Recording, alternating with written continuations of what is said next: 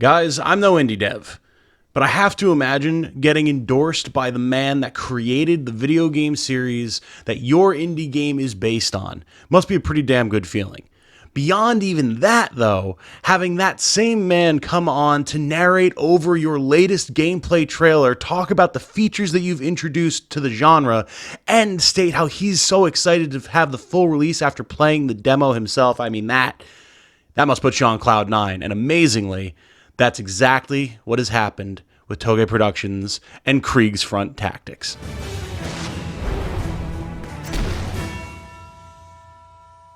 Hello everyone, my name is Tom, otherwise known as Titanium Legman, and welcome back to the channel.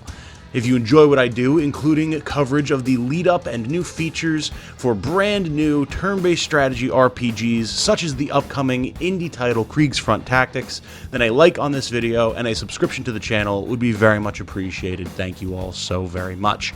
So, what are we here to talk about today? We are, of course, here to once again talk about Kriegsfront Tactics. Now, some of you will be familiar with this one. This is a game that I've had my eye on for years. We've covered it a couple of times here on the channel already, including checking out their prologue demo, which I personally greatly enjoyed. You can find that on Steam to play yourself right now. If you haven't already, I highly recommend checking that out.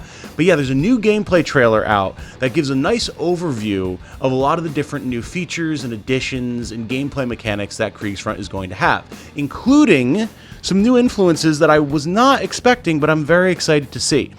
Kriegsfront Tactics, if you didn't know, is a sort of alt-history Southeast Asian war narrative where you have these mechs called Krieger mechs that is very much clearly inspired by the genre greats like Front Mission from back in the day.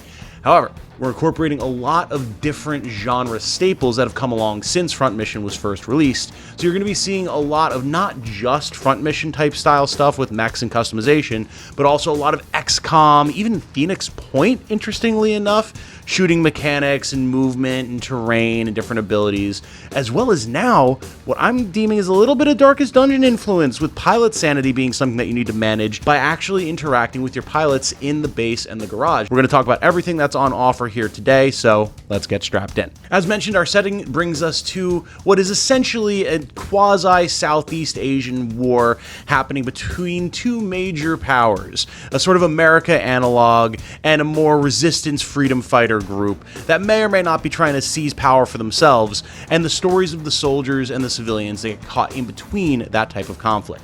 You will take the role of a commander of a Krieger squad with a number of different pilots, and as you might expect, you will have a full array of different customization options in terms of how you want to set those mechs up. You can get shields, you can have melee weapons, shotguns, assault rifles, pistols, sniper rifles, back-mounted missile launchers that are hilariously devastating. As they point out in the trailer itself, if an enemy's hiding in the trees, just smoke the trees. And that is something that I absolutely experienced in my time with the various different demos of the game that I've had the chance to play. These bombardment missile racks are nuts. The amount of damage that you can put out, and not just to hit enemies, but to actually change up the way the battlefield looks and the way that you can approach it, is very, very cool. There's definitely opportunities to have some sort of like support artillery, shall we say, that just clears out huge swaths of the forest or buildings, so that a line of sniper mechs that you have in the back have clear lines of fire to just pick off priority targets, knock weapons off of mechs, etc. Now, you might be thinking to yourself, well, how the heck am I knocking weapons off of mechs specifically?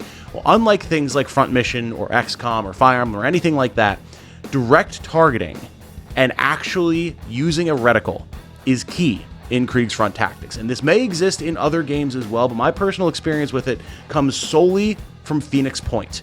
You, when you go to fire, will actually get a reticle, and that reticle will, of course, change depending on the weapon type that you're using, and you will have to actually try to get the best target on an enemy that you can to try and either hit like the body, the center of mass, best accuracy, but generally middling damage, or maybe try to get a more pinpoint shot for better damage on a headpiece, or to knock off a big missile rack, or to disable an arm to prevent them from using a dangerous weapon, get around a shield perhaps if that's being held up, etc., etc. You have to actually aim those shots. You're not going to get RNG in terms of, well, My soldier stuck their assault rifle in this sectoid's face, and I only have a 98% chance to hit. The barrel is literally in what it would have as a mouth, and somehow we missed. You're not going to experience that, and that is really nice. I do really enjoy that. It adds to the sense of gritty realism that the game has. You'll still be dealing with RNG in terms of where bullet spread goes and everything. It's not just a 100% guaranteed hit if the reticle isn't 100% on the enemy, but you can kind of get the sense of how this is going to function more.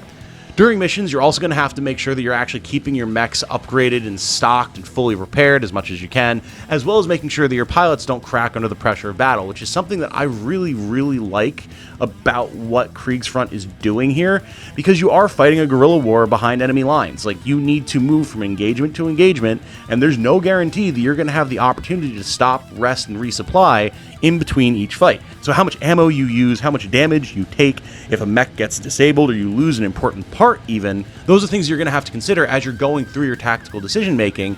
And if things hit the fan and you lose an important piece of gear or a whole mech, that's going to completely change how you approach the next fight, if you even choose to approach the next fight, rather than maybe going around trying to find a resupply point, because you do actually explore the world map in semi-real time. After you clear a mission, you'll actually be dropped onto the world map, and you'll have to navigate terrain and move around and all that type of stuff, and you'll actually be able to see where missions and enemy squads are. And those enemy squads will engage with you, and more likely than not, they're going to be more juiced up than you are if you've been out in the field fighting for a while. So actually being able to decide when you can take certain engagements, if it's worth trying to get the drop on an unsuspecting enemy squad to maybe loot some gear, loot some parts off of them, or if it's better to just try to go around because you're low on ammo, your pilots are about to lose it, to try and get to a base somewhere you can rest, resupply. That is a very serious consideration that you're going to have to make, and I love that there's actually something happening between each mission. That is so cool to me. Speaking of resupplying, restocking, keeping an eye on your pilots, that's one of the things that was kind of the biggest feature of this gameplay trailer. The fact that, yeah, when you go to the hangar, you have all of your customization options that you would expect, right? You can swap out parts, you can upgrade weapons, you can change paint schemes, add decals, move pilots between different mechs, etc., completely change your loadout. And that's really cool, especially if you manage to, yes, scavenge some cool stuff off of the last enemy squad that you took out, and now you can go and put it on your guys. I love that.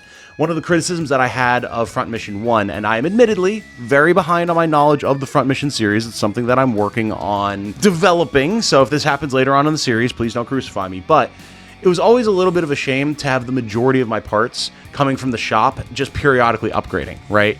Yeah, you could get pieces from missions and everything, and that was cool, but I always just felt like I would hit a threshold where it was like, oh, the shop refresh and I have all the fancy new gear, let me dump all my money into tricking out all of my mechs and I can move on, right?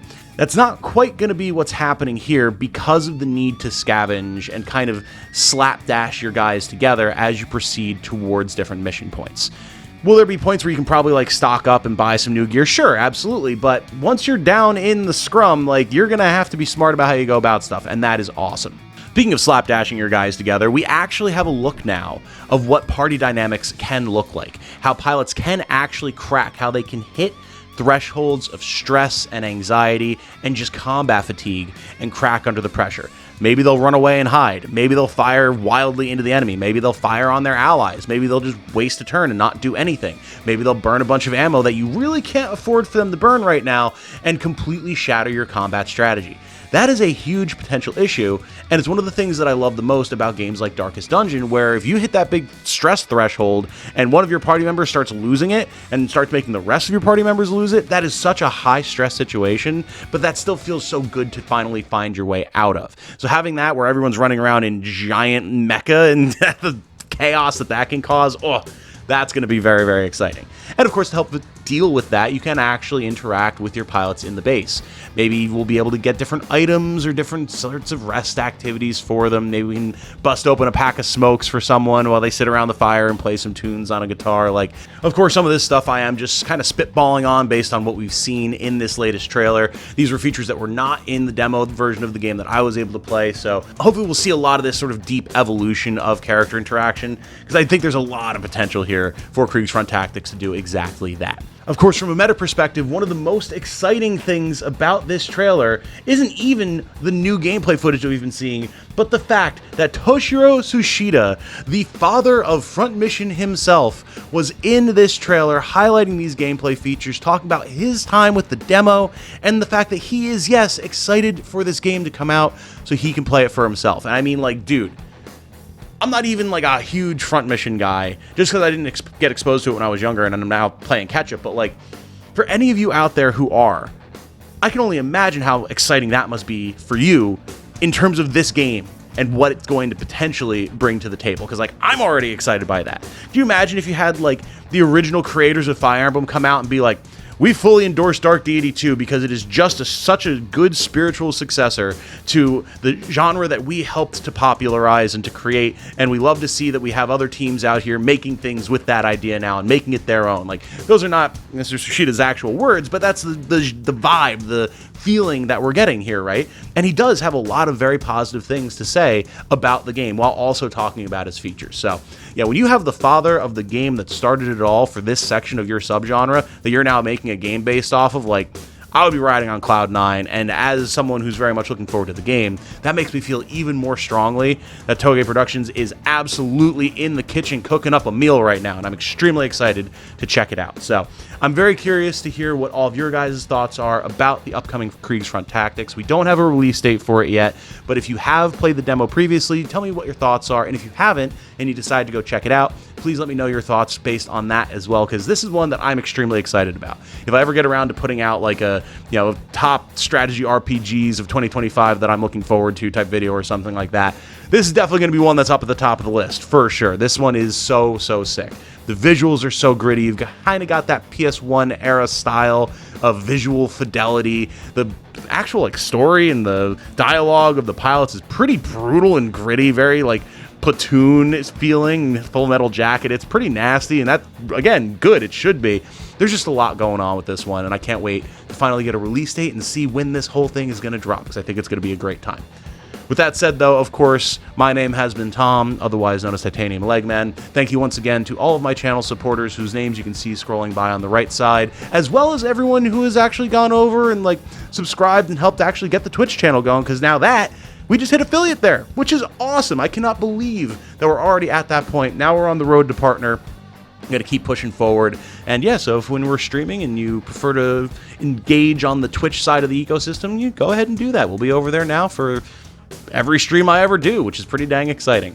But yeah, so thank you all for all the support that you've been showing all these years. I can't wait to keep putting out more content for y'all. And until the next time, I hope you all have a good night. Stay safe and healthy out there, everybody. And remember, be good to each other, y'all. Bye now.